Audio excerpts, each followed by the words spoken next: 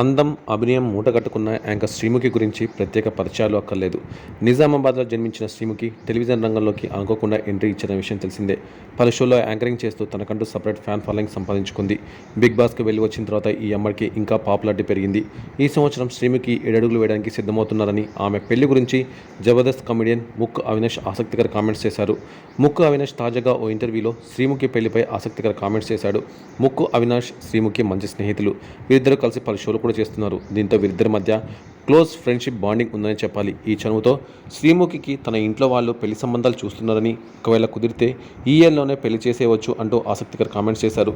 దీంతో శ్రీముఖి కూడా 7 అడుగులు వేయనున్నట్లు తెలుస్తోంది. మరి ఈ గుడ్ న్యూస్ శ్రీముఖి నోటి వెంట నుంచి ఎప్పుడు వస్తుందా అని ప్రతి ఒక్కరూ ఎంతో ఆసక్తిగా ఎదురు చూస్తున్నారు.